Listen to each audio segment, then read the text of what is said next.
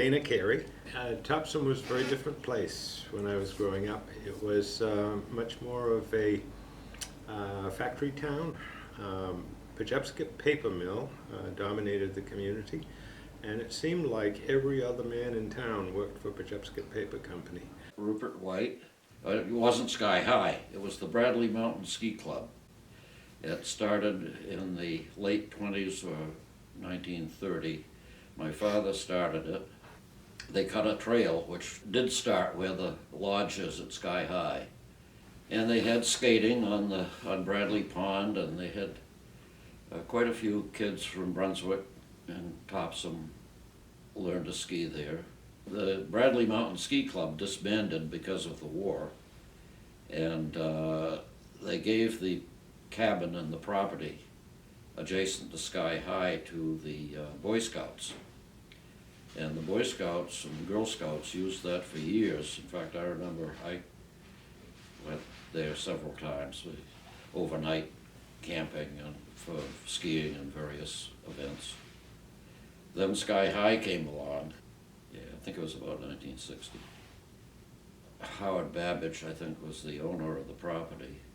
They got a T-bar, built a nice lodge, and it functioned for several years.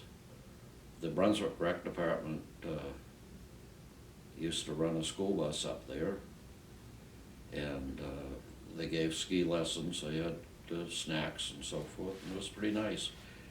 A friend of mine, he used to joke that he said when you went skiing at Sky High,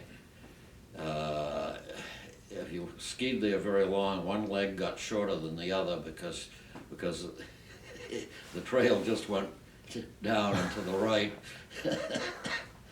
My senior year in high school, a bunch of us had been tobogganing on Shore Acres on Route 24 in Bowdenham, and we decided we'd go try Sky High, so we took our toboggan up to Sky High and went down the hill. And what I remember about that is that they would only allow us to do it as the last run of the day when all the skiers were off the mountain. And as soon as we got to the bottom, they turned all the lights off and turned the tow rope off, so we had to trudge back up the hill.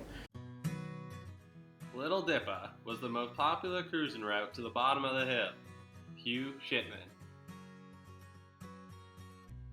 Big Dipper ran parallel to the T-bar, and it was a legitimately steep run. Stuart died.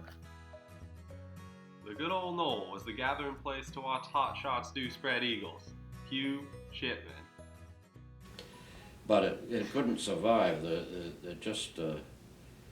That type of ski development has to be a non-profit. Just can't do it without help.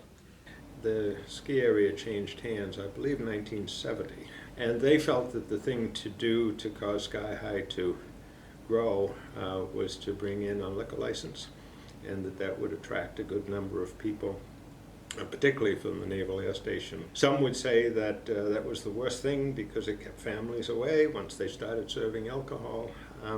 Other people will say, you know, what do you expect from a small hill with a south-facing exposure? It melts the snow off. Your season is extremely short.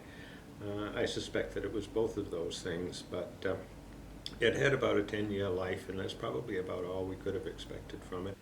And so that was it. It eventually folded, and Norman Hood bought the property, I guess. But it's a pretty good little hill, just the same. You could have a nice ski ring on it.